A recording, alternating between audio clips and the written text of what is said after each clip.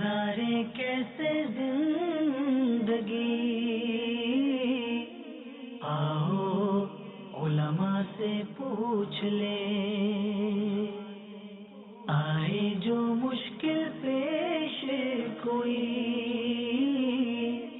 آؤ علماء سے پوچھ لیں۔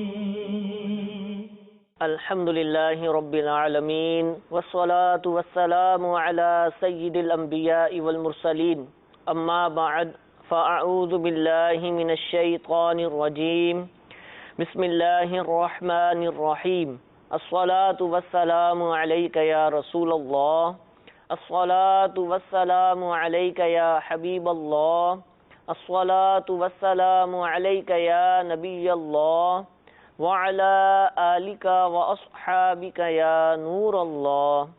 میٹھے میٹھے اسلامی بھائیوں، مدنی چینل کے ناظرین، دارالافتاء اہل سنت کے سلسلے کے ساتھ الحمدللہ ہم حاضر ہیں۔ آج کا موضوع بہت ہی اچھوتا اور بہت ہی اہم موضوع ہے۔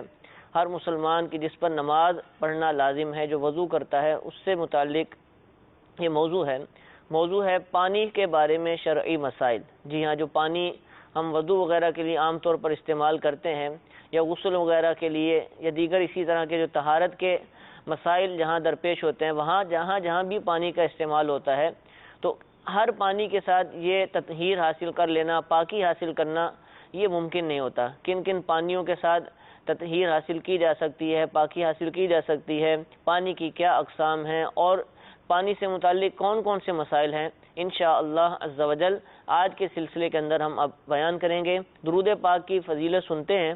نبی کریم صلی اللہ تعالی علیہ وآلہ وسلم نے ارشاد فرمایا، جو کوئی شخص مجھ پر 10 مرتبہ درود پاک پڑھتا ہے، اللہ تعالیٰ اس پر 100 رحمتیں نازل فرماتا ہے۔ صلو علی الحبیب صلی اللہ تعالی علی محمد صلی اللہ تعالی علیہ وآلہ وسلم۔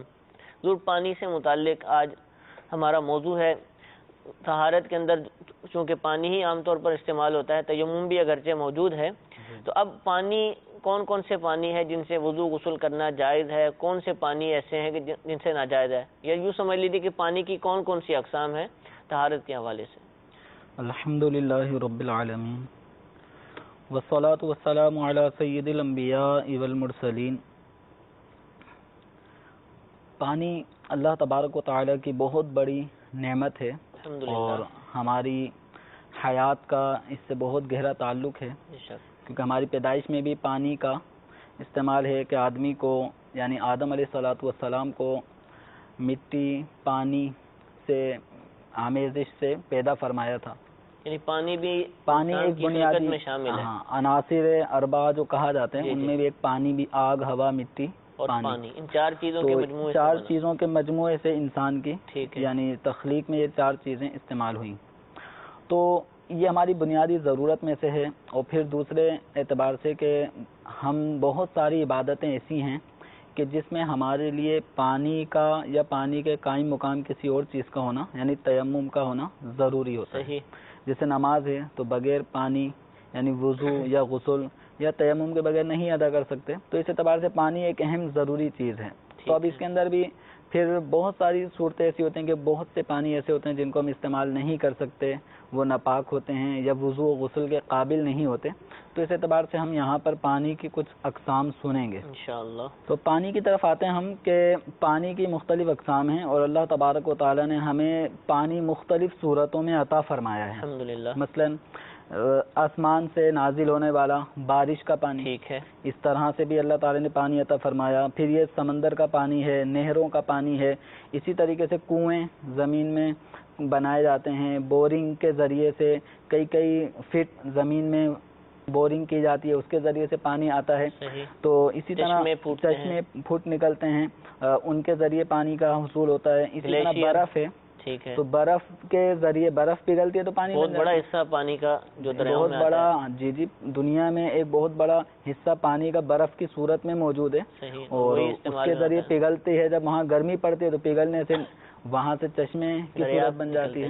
تو اسی طریقے سے ایک صورت ہوتی ہے بارش میں بھی اولے گرتے ہیں، برف کے چھوٹے چھوٹے سے ان کو اولے کہا جاتا ہے، تو وہ اولا بھی پانی پر مشتمل ایک جامد اور سخت ٹکڑا ہوتا ہے، تو یہ بھی برف ہے۔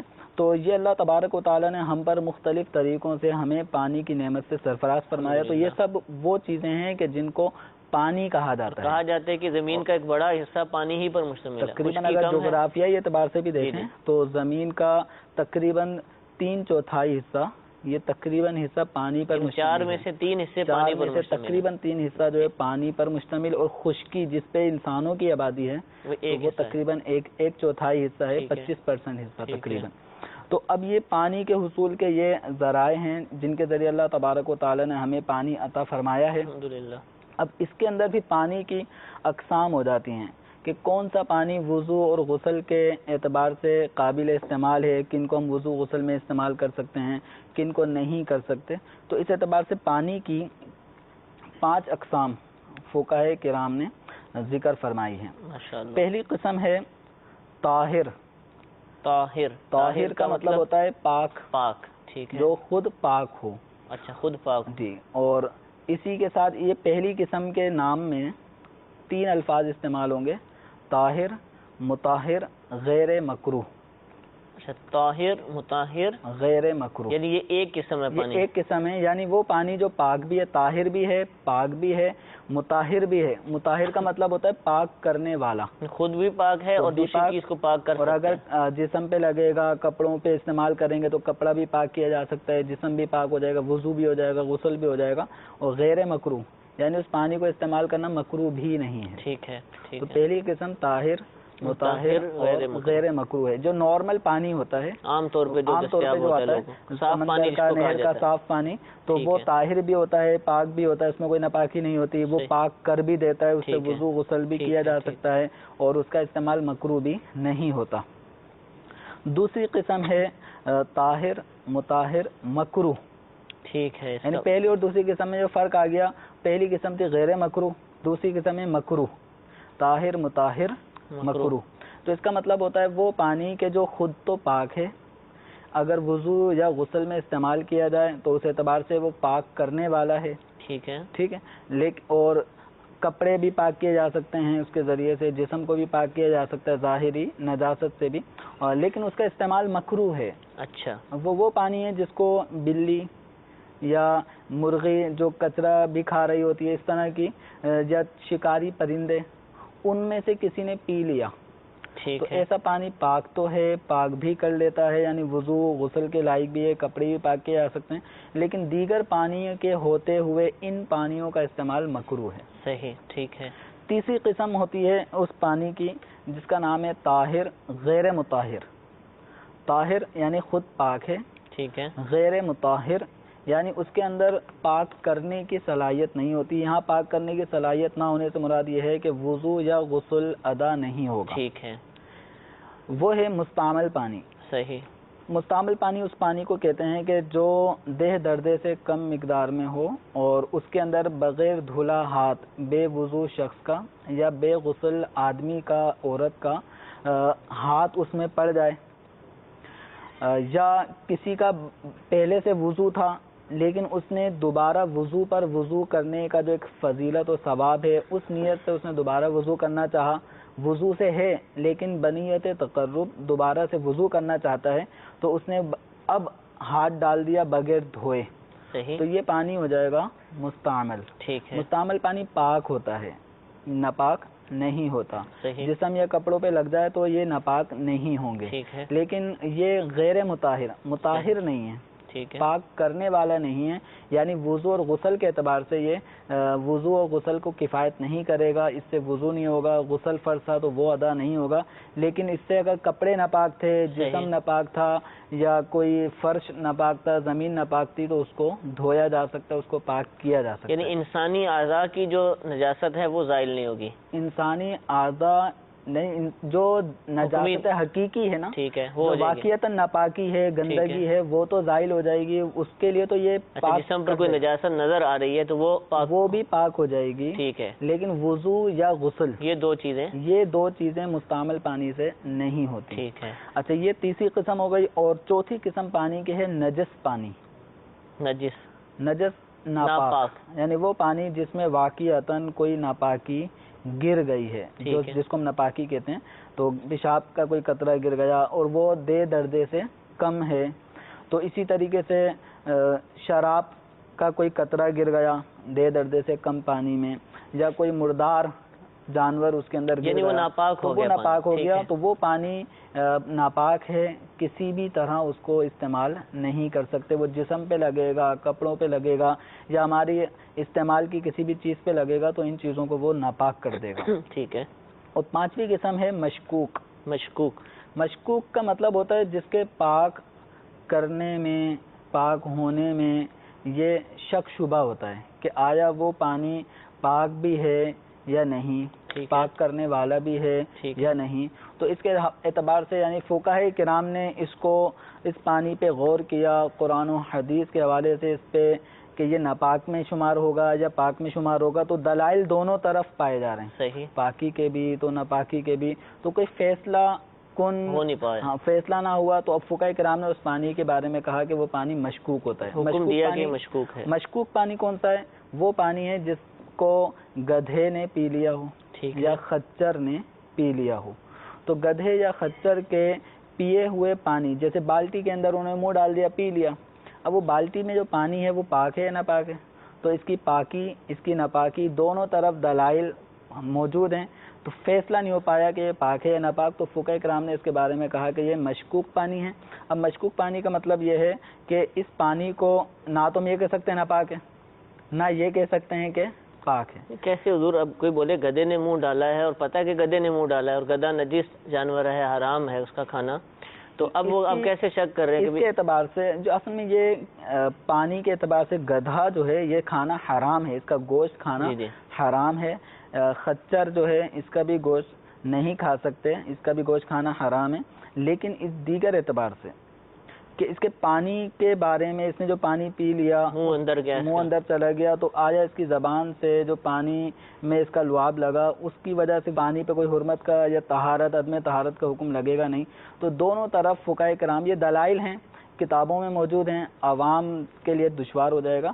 تو اس لیے خلاصہ یہ ہے کہ اس پانی کی پاکی ناپاکی دونوں طرف دلائل ہونے کی بنا پہ دونوں ہی اقوال دلائل کے اعتبار سے مطلب مضبوط اور متعارض ہوئے. تو فقہاء کرام نے کسی جانب بھی فیصلہ نہیں کیا. اب اس پانی کو یہ کہا گیا کہ اگر پاک پانی موجود ہے تو اس پانی سے وضو نہیں کیا جا سکتا. اگر پاک موجود ہے تو اب اس کا استعمال نہیں کرنا. طاہر مطہر پانی موجود ہے تو اس پانی سے ہی وضو کیا جائے گا. اس گدھے اور خچر کے پیے ہوئے بچے ہوئے جھوٹے پانی کو استعمال نہیں کر سکتے. لیکن اگر پاک پانی جو وضو کے قابل ہو، یہ پانی نہیں ہے، طاہر مطہر پانی نہیں ہے، تو اب ایسی صورت میں اب کیا کریں؟ یہی پانی ہے، اب اس پانی کو استعمال کریں یا نہ کریں، تیمم کریں نہ کریں. تو اس حوالے سے فقہاء کرام نے فرمایا کہ اگر پانی موجود ہے مشکوک پانی، تو پہلے اس مشکوک پانی کو استعمال کر کے وضو کر لیا جائے. اگر کسی پہ غسل پڑتا تو غسل کر لے،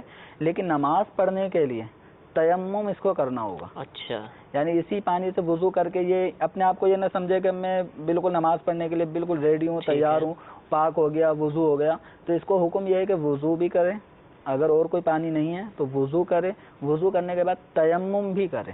صحیح. تو یہ پانی کے اعتبار سے یوں 5 اقسام بن جاتی ہیں. طاہر پہلی قسم، طاہر مطہر غیر مکروہ جو نارمل پانی ہوتے ہیں. دوسری قسم ہے طاہر مطہر مکروہ، وہ پانی جو پاک بھی ہے، پاک کی حاصل بھی ہو سکتی ہے وضو غسل کے اعتبار سے، لیکن اس کا استعمال دیگر صاف پانی کے ہوتے ہوئے استعمال کرنا مکروہ ہے. اگر اب دوسرا پانی نہیں ہے تو اب بلی کے جھوٹے والا پانی سے وضو کیا جائے گا، غسل فرض تو وہ کیا جائے گا. تیسرا پانی ہے مستعمل، جس میں بغیر بے وضو شخص کا یا جنبی شخص کا ہاتھ پڑ گیا بغیر دھلا اور وہ پانی دے درجے سے کم ہو تو وہ پانی مستعمل ہے، وہ وضو اور غسل کے قابل نہیں ہے لیکن پاک ہے، اس سے کپڑے دھوئے جا سکتے ہیں. اسی طریقے سے جسم پہ کوئی ظاہری نجاست ہے اس کو دور کیا جا سکتا ہے. چوتھی قسم ہے نجس پانی، جس میں کوئی ناپاکی گر گئی اور وہ پانی دے درجے سے کم ہو تو وہ ناپاک ہو جائے گا، کسی بھی طرح وہ استعمال نہیں کر سکتے. اور پانچویں قسم ہے مشکوک، گدھے اور خچر کا جھوٹا پانی. تو اس کو اگر یہی موجود ہے تو وضو بھی کریں گے، وضو کے بعد تیمم بھی کریں گے تب نماز پڑھیں گے، بغیر تیمم کے نماز نہیں پڑھ سکتے۔ ٹھیک ہے، جزاک اللہ۔ کئی ناظرین مدنی چینل کے ہو سکتا ہے کہ سوچ رہے ہو کہ بھئی کہاں ایسا پانی ہوتا ہے مشکوک، گدھے نے منہ مار دیا ہو، تو یاد رکھیے کہ ہمارے ملک کی بالخصوص اور دنیا بھر میں کثیر آبادی جو ہے وہ دیہاتوں کے اندر رہتی ہے، وہاں جانور بھی موجود ہوتے ہیں، مرغیاں بھی ہوتی ہیں، گدھے بھی ہوتے ہیں، اور وہاں ہر ایک گھر کے اندر جو گورنمنٹ کی لائن کے ذریعے پانی آتا ہو یہ ضروری نہیں ہے، لوگ خود جو ہے کنویں سے اور پمپ سے پانی نکال کر بالٹیوں کے اندر اور مختلف برتنوں میں جمع کرتے ہیں۔ تو اس طرح کے مسائل کثیر لوگوں کو درپیش آ سکتے ہیں، آتے بھی ہوں گے۔ کئی مساجد میں مدنی قافلوں میں سفر کا موقع ملا، وہاں پر بھی اسی طرح پانی ملتا ہے، نلکے کے اندر پانی نہیں آتا، کسی حوض سے چھوٹے سے جو بنے ہوتے ہیں مساجد کے اندر وہاں سے پانی نکال کر لوٹے کے اندر ڈال کر وضو کرنا ہوتا ہے۔ تو یہ مسائل درپیش آتے ہیں اور ان سے متعلق لوگوں کو بھی ان مسائل سے انشاءاللہ فائدہ ہوگا۔ حضور چلیں یہ تو ہو گیا دیہاتیوں کا، اور ہر ایک بھی اس سے وابستہ ہو سکتا ہے۔ شہریوں کو بھی بڑی پریشانی ہوتی ہے پانی میں، ان کے ہاں بھی ایک طرح کا وہ شک آ جاتا ہے کہ ہم اکثر دیکھتے ہیں کہ گٹر کا پانی جو ہے وہ پانی پینے کی لائن کے ساتھ جو ہے مکس ہو جاتا ہے، لائنیں مل جاتی ہیں، کئی جگہ سننے میں آتا ہے۔ اب گھر میں وہ پانی جو آ رہا ہے وہ تھوڑا سا عجیب سا ہو جاتا ہے، اسمیل آتی ہے، بعض دفعہ پانی کی رنگت تو ٹھیک نظر آ رہی ہوتی ہے، صرف اسمیل آ رہی ہوتی ہے، بعض دفعہ رنگت میں بھی فرق آ جاتا ہے۔ یہ پانی کون سا کہلائے گا؟ اس کو ہم کیا کہیں گے؟ اس کو مشکوک قرار دیں گے یا اس کو نجس قرار دے دیں گے، یا یہ پہلی قسم میں آئے گا طاہر مطہر، یا دوسری قسم میں آئے گا؟ اس کا کیا حکم ہوگا؟ دیکھیں اس بارے میں کہ عام طور پہ جو ہمارے شہری علاقہ جات میں اور خاص کر ان علاقوں میں کہ جن کی آبادی کو بھی 50-60 سال ہو چکے ہیں، اولڈ ایریاز جن کو ہم کہتے ہیں، تو ان میں جو لائنیں کبھی ڈلی تھیں بہت پرانی، تو وہی ڈلی تھیں، اب عام طور پہ اتنے عرصے میں ڈیمیج، جب اوپر کی ہماری عمارتیں بنی وہ کچھ ڈیمیج ہو جاتی ہیں تو اندرونی پائپ لائنیں بھی ڈیمیج ہو، جوائنٹ بھی لگتے ہیں، ہر گھر نئی بلڈنگ بنتی ہے تو جوائنٹ لگائے جاتے ہیں اس سے۔ تو اس اعتبار سے اب اس میں دیکھیں یہ ہے کہ ضروری نہیں ہے کہ گھروں میں آنے والا کوئی ایسا پانی جو لائن کے ذریعے آ رہا ہے اور اسمیل بھی ہے تو ضروری نہیں ہے کہ وہ ناپاک ہو۔ ٹھیک ہے، اسمیل پانی کے اندر آنے کی مختلف وجوہات ہو سکتی ہیں۔ ٹھیک ہے، بس اوقات ایسا ہوتا ہے کہ کافی عرصے کوئی پانی کسی ایک ہوتا ہے پلستر ہوا ٹنکی، جس طرح ہمارے گھروں میں اوپر ٹنکیاں ہوتی ہیں نیچے ٹینک بنے ہوتے ہیں، اس طرح کی پکی دیواروں کے درمیان ایک پانی کو ہم اسٹاک کر لیتے ہیں اس پانی میں، اور ایک وہ پانی جو ہمارے گلی محلوں میں میدانوں میں کھڑا رہ جاتا ہے، ٹھیک ہے، چھپڑ کہتے ہیں عام طور پر۔ اب اس پانی کے اندر کچھ فرق پڑ جاتا ہے، ٹھیک ہے، کہ ایک ہفتے 2 ہفتے اگر ایک پانی ایک جگہ ٹھہرا رہے، کیچڑ نما بن جاتی ہے، اس کی وجہ سے مٹی میں کیچڑ پن پیدا ہوتا ہے، کیچڑ کی وجہ سے اسمیل پیدا ہوتی ہے، تو وہی اسمیل جو سیوریج کی لائنوں میں سے آ رہی ہوتی ہے، اسی طرح کی کچھ اسمیل اس پانی میں بھی پیدا ہو جاتی ہے۔ ٹھیک ہے، حالانکہ اس میں بالفرض اس پانی میں کوئی ناپاکی نہیں گری، لیکن پڑے رہنے سے بھی اور زمین کے ساتھ مسلسل اس کا اتصال رہنے کی بنا پر ایک کیچڑ سی بن جاتی ہے، کائی جم جاتی ہے، تو اس کے ہٹنے سے بھی پانی میں وہی کالک اور وہی اسمیل پیدا ہو جاتی ہے، حالانکہ اس میں بالفرض کوئی ناپاکی نہ بھی ہو۔ ٹھیک ہے، تو ایک اسمیل آنے کی وجہ یہ ہے بس اوقات، لیکن اس کا ہمارے گھر کے پانی سے کیا تعلق ہے؟ ہم تو لائن کا پانی آ رہا ہے، پتہ نہیں کہاں سے ہم لائن سے ہی لے رہے ہیں، لیکن جس جگہ ہمارا پانی جس شہر کا جس علاقے کا وہاں کی بات واٹر بورڈ کے اعتبار سے کہ انہوں نے کہاں سے پانی، ایک اسٹاک تو ہر شہر کا ہوتا ہے، صحیح، تو وہاں اسٹاک ہے پانی کا، وہاں پانی کے اسٹاک کا کیا طریقہ کار ہے، وہاں کی زمین کیسی ہے، وہاں سائٹیں دیواروں کے پر مشتمل ہیں یا زمین کوئی گڑا کر کے بنایا وہاں پانی ہے، تو اس طرح ایک سبب یہ بھی ہے کہ زمین کے ساتھ بہت دیر تک پانی کے پڑے رہنے سے بھی پانی میں اسمیل پیدا ہو سکتی ہے، جبکہ وہ نیچے سے اگر اس کو ہلایا جائے۔ لیکن ایسا ہوگا تو پھر روزانہ ہی ایسا آئے گا؟ ایسا ضروری نہیں ہے، ٹھیک ہے، مطلب ایسا ضروری نہیں ہے کہ ہر دفعہ اسمیل آ تو وہیں سے رہا نا، وہیں سے رہا، لیکن کبھی ہو سکتا ہے کسی مختلف ذرائع ہوں، کسی جگہ اسٹاک کر کے رکھا ہو، دوسری طرف سے پانی دے رہے ہوں، جب وہاں سے ختم ہوا تو یہاں سے چلا دیا، تو کوئی بھی ایک سبب بن سکتا ہے۔ یہ اصل میں تو جو واٹر بورڈ والے ہمارے جو عملہ ہے یہی بہتر ایک صورت بتا سکتے ہیں۔ ایک صورت تو یہ تھی اس میں لانے کی، دوسری وجہ یہ ہوتی ہے کہ واقعتاً جو واٹر بورڈ کی طرف سے جو لائنیں بچھائی گئی ہیں گلیوں میں محلوں میں، یہاں تک کہ ہر گھر تک وہ پہنچ رہی ہے، وہ کہیں سے ڈیمیج ہو، پانی کی لائن جس کو ہم کہیں، اور ساتھ ہی ساتھ جو سیوریج کی لائنیں بھی چل رہی ہوتی ہیں وہاں وہ بھی لیک ہو، اور دونوں زمین کے اندر ہمیں پتہ نہیں چل رہا، لیکن وہاں سے وہ دونوں لیکیج ہونے کی بنا پہ پانی مل رہے ہیں، اور جب ہماری طرف پانی آتا ہے، موٹریں چلتی ہیں، تو اس کی بنا پہ وہ پانی اس طرح بھی ناپاک گھروں تک پہنچ جاتا ہے۔ صحیح۔ اب یہ ہے کہ گھر میں ہم نے موٹر چلائی، پانی آ رہا ہے، پانی میں اسمیل ہے۔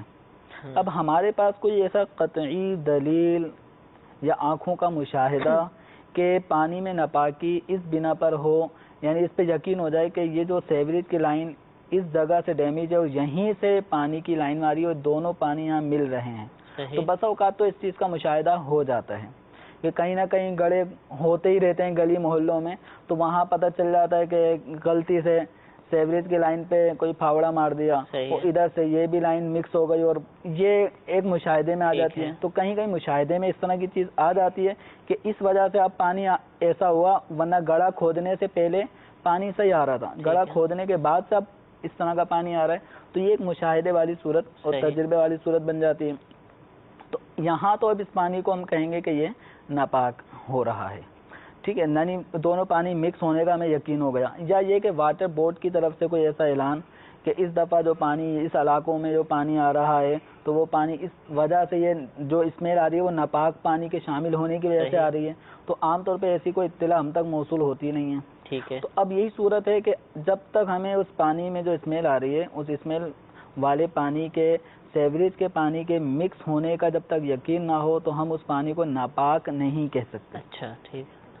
اب یہ واضح نجاست، لیکن بدبو آ رہی ہے اور رنگ بھی بدلا ہوا ہے، ہم کیسے اس پہ شک کریں گے کہ پتہ نہیں؟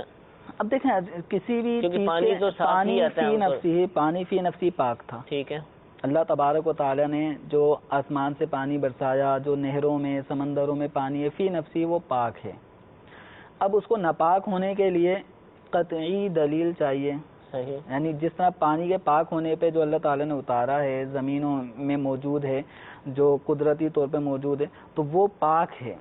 اب اس کو ناپاک کہنے کے لیے یقین چاہیے، اور فقہ کا قاعدہ الیقین لا یزول بالشک، یقین کیا نظر آ رہا ہے، اس کی دلیل ہے کہ ہم اس کو پینے کے لیے استعمال نہیں کر رہے، اس سے کھانا نہیں بنا رہے، ہمیں پتہ ہے کہ یہ گندا پانی آ رہا ہے، لیکن اب وضو کے لیے اس کو ہم کیسے کہتے ہیں؟ یقین اس اعتبار سے کہ اس میں جو اسمیل سیوریج کے پانی جیسی آ رہی ہے، تو یہ اگر میں عرض کر رہا ہوں جیسے یہ بسا اوقات تو مشاہدہ ہو جاتا ہے کہ گڑھے کھودنے کی بنا پہ نالیاں ڈل رہی ہوتی ہیں، اور اس کی بنا پہ اب پانی میں پتہ بھی چل جاتا ہے کہ یہاں یہ دونوں لائنیں مکس ہو گئیں، اور اب جو پانی کھینچ رہا ہے موٹر کے ذریعے وہ اس سے بھی مکس ہو کر آ رہا ہے، تو وہاں تو اس پانی کے ناپاک ہونے کا ہی حکم دیں گے۔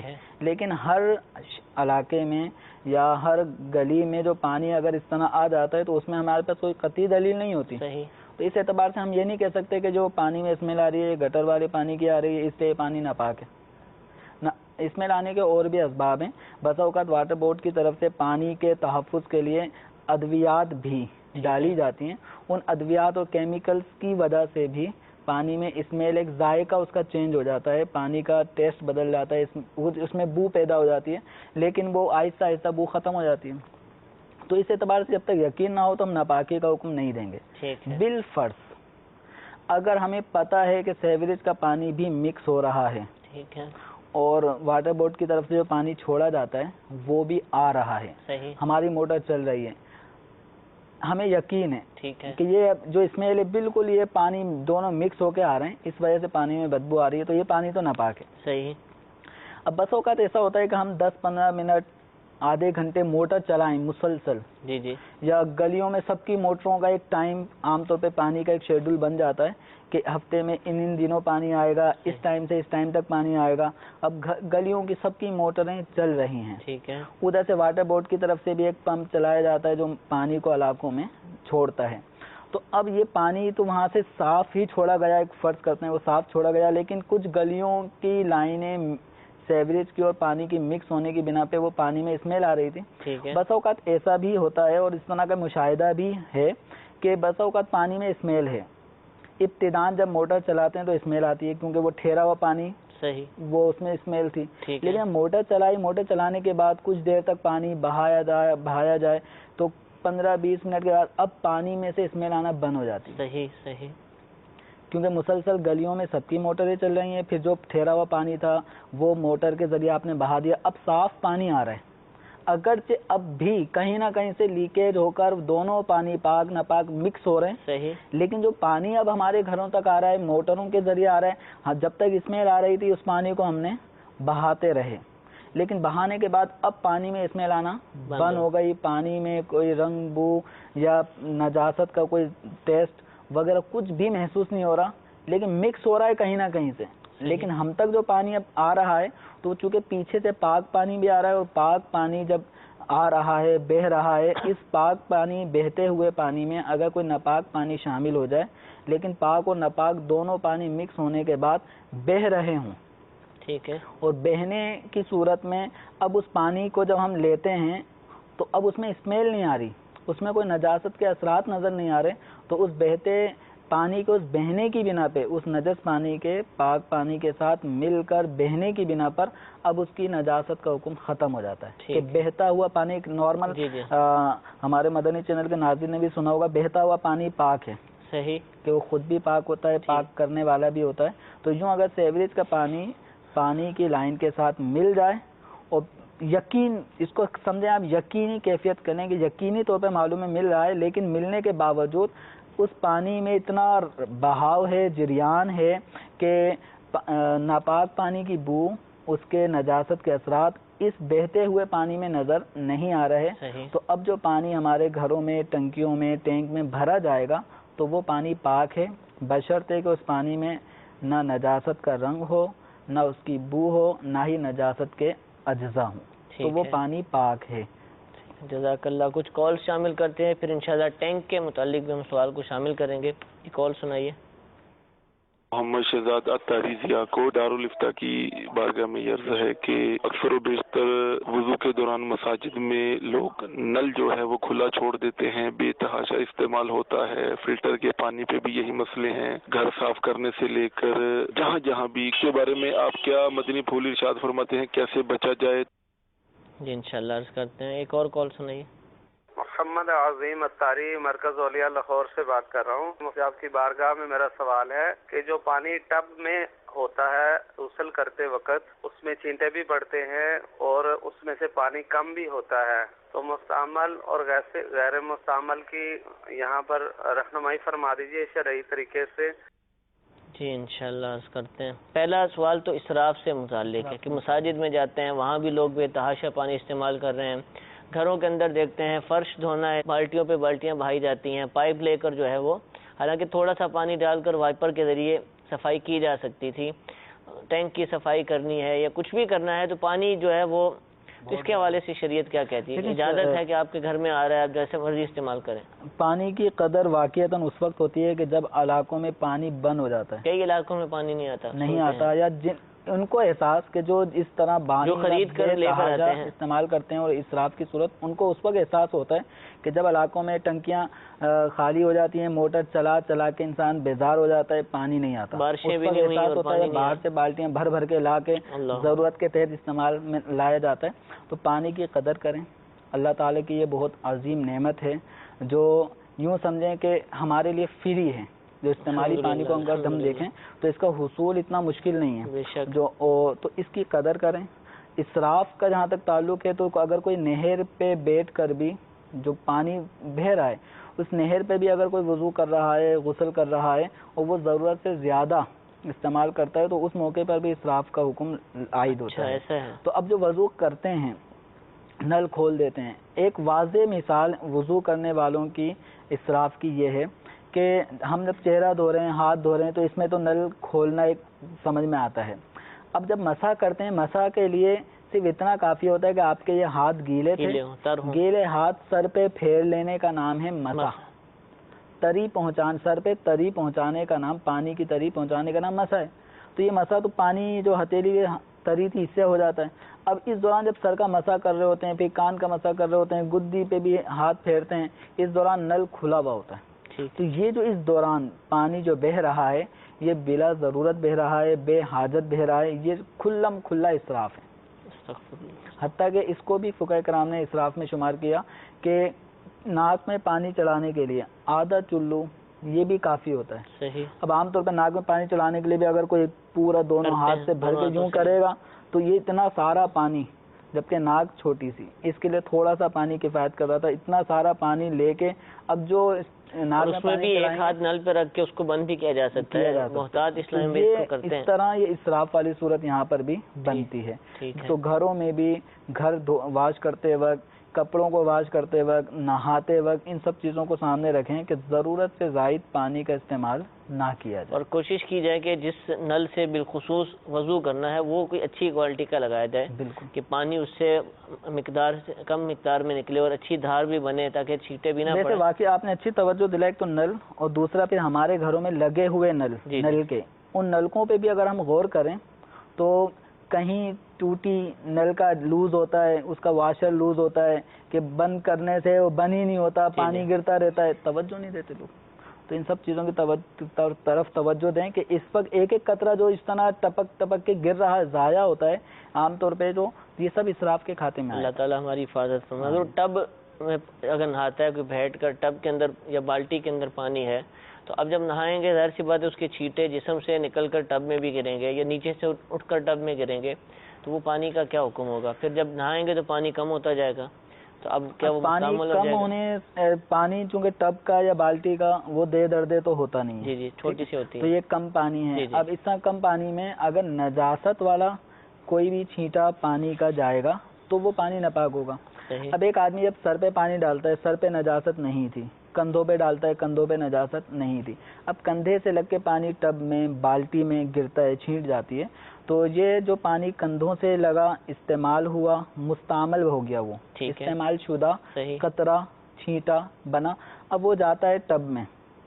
ٹب کا پانی زیادہ ہے اس چھینٹ کے مقابلے میں. جو چھینٹوں کے ذریعے پانی مستعمل گر رہا ہے ان کے مقابلے میں ٹب میں بالٹی میں پانی زیادہ ہے. تو مستعمل پانی اگر غیر مستعمل پاک پانی کے ساتھ مل جائے اور غیر مستعمل پاک پانی زیادہ ہو تو مستعمل پانی کا حکم اس پہ عائد نہیں ہوتا، بلکہ مستعمل پانی اس کے ساتھ مل کر وہ بھی غیر مستعمل بن جاتا ہے. تو اگر جسم پاک ہے اور پاک ہونے کی حالت میں جو جسم سے چھینٹے لگ کر بالٹی یا ٹب میں گرتی ہیں تو اس سے پانی پہ وضو غسل کے اعتبار سے کوئی فرق نہیں پڑتا. ہاں جسم کے اگر بعض حصوں پہ کوئی نجاست تھی جس کو دھو رہے تھے اور دھونے کے دوران اس جگہ سے کوئی چھینٹ ٹب میں یا بالٹی کے پانی میں چلے جاتی ہے تو اب وہ نجاست والا چھینٹا وہ بالٹی بھر ٹب بھر پانی کو ناپاک کر دے گا. اب اگر ناپاک ہو گیا تو اب کیا کریں؟ تو اب اس کو پاک کرنے کے لیے جو ٹب میں یا بالٹی میں پانی ہے آپ نل کھول دیں. نل کھولنے کے بعد جب پانی اس ٹب یا بالٹی کو بھر کر بہنے لگ جائے گا تو جیسے کہا تھا کہ پاک پانی جب بہہ رہا ہو تو ناپاک پانی اگر اس کے ساتھ مل جاتا ہے تو وہ پاک ہو جاتا ہے، بشرطے کہ نجاست کے اثرات وغیرہ ظاہر نہ ہوں. تو چونکہ اگر کوئی چھینٹا ناپاک چلا گیا، ٹب یا بالٹی کا پانی ناپاک ہو گیا، جب ہم نے نل کھولا وہ پانی پاک آ رہا تھا، بالٹی بھر گئی، ٹب بھر گیا، اب اس کے بعد وہ بہنے لگا تو بہنے کی صورت میں وہ بالٹی اور ٹب کا پانی پاک ہو جائے گا. اب اس کو وضو غسل میں استعمال میں لا سکتے ہیں ورنہ نہیں. جزاک اللہ. حضور آخری سوال، ٹینک جو گھر کے اندر بنایا جاتا ہے عموماً جو زمین پر ہوتا ہے، ایک نیچے ہوتا ہے اور ایک چھت پر ہوتا ہے، پہلے پانی نیچے جمع ہوتا ہے پھر اس کو موٹر کے ذریعے اوپر لے جاتے ہیں. نیچے والے جو پانی ہے اس میں بلی، چوہا، اس طرح کے جانور گر کر مر بھی جاتے ہیں بعض دفعہ، جو اوپر ہے تو پرندے گر کر مر جاتے ہیں. تو اب وہ بالفرض کسی جانور کے مرنے کی صورت میں پورا پانی نکالنا ہے تو اب اس کو کیسے پاک کریں گے؟ اس کا کیا طریقہ کار اپنایا جائے؟ اب دیکھیں اس میں جو ٹینک ہے، ٹینک بسوں کا تو بہت بڑے بڑے ہوتے ہیں. جی دیہ دردے، یعنی اس طرف سے چاروں طرف سے اس کی جو پیمائش ہے یہ 1 ہاتھ کہلاتا ہے، جو تقریباً 1.5 فٹ اس کی لمبائی ہوگی. تو 15 فٹ اس طرح، 15 فٹ اس طرح چاروں طرف سے، 225 اسکوائر فٹ، 225 اسکوائر فٹ اگر کسی ہوز کی یا ٹینک کی پیمائش ہو تو وہ پانی دے دردے کہلاتا ہے. اس میں بالفرض اگر بلی چوہا مر گیا تو وہ پانی ناپاک نہیں ہوگا. لیکن اگر وہ گر گیا، مر گیا اور اس کی وجہ سے پانی میں بدبو پھیل گئی، اب پورا پانی وہ بالفرض کوئی بھی صورت پانی نکالنا ہے تو اس کا طریقہ کیا ہوگا؟ اس پانی کو نکال دیں. اب وہ پانی موٹر کے ذریعے ہی نکالا جا سکتا ہے بآسانی. اس کو نکال دیں. نکالنے کے بعد اگر پانی میں اسمیل ہے تو وہ تو سب نکالنا پڑے گا، اور اگر پانی میں اسمیل پیدا نہیں ہوئی تو ایسی صورت میں اس پانی کو قابل استعمال بنایا جا سکتا ہے کہ اوپر سے آپ پائپ کی سہولت بھی ہوتی ہے. پائپ ڈھکن ہٹا دیں, پائپ جو پانی پاک آ رہا ہے آپ کی موٹر کے ذریعے اس کو اب اس ٹینک کے اندر پانی کو بھرنا شروع کر دیں. جب یہ پانی بھر کر ڈھکن جو ہوتا ہے ٹینک کا اس سے بہنے لگ جائے گا, اندر کا پانی جب ابلنا شروع ہو جائے تو ٹینک کے اوپر بہنا شروع کر دیں. تو بہتا ہوا پانی ہونے کی صورت میں ٹینک کا اندر جو پہلے سے آلریڈی پانی تھا وہ بھی پاک ہو جائے گا, بشرط یہ کہ اندر والا ٹینک کے پانی میں بدبو نجاست کی وجہ سے نہ آ رہی ہو. اگر بدبو آ رہی تھی نجاست یعنی مردار کے مرنے کی وجہ سے کسی جانور کے, اگر اس میں بدبو پیدا ہو گئی تو اب چاہے ہم یوں پانی بہا بھی دیں اور بدبو والا پانی بہا رہے ہیں تو وہ پاک نہیں ہوگا. اب اس میں خالی ہی کر کے پھر جو طریقہ کار بتایا کہ ٹینک کو بھرنا شروع کر دیں, جب وہاں سے ابلنا شروع ہو جائے اور اوپر سے بہنا شروع ہو جائے تو ٹینک پاک ہو جائے گا. جزاک اللہ. میٹھے میٹھے اسلام بھائی, ہمارے سلسلے کا وقت ختم ہوا. اللہ تعالیٰ ہم سب کو علم دین حاصل کرنے اس پر عمل کرنے کی توفیق عطا فرمائے. آمین بجاہ النبی الامین. صلو علی الحبیب صلی اللہ تعالی علی محمد صلی اللہ علیہ وسلم. گزارے کیسے زندگی,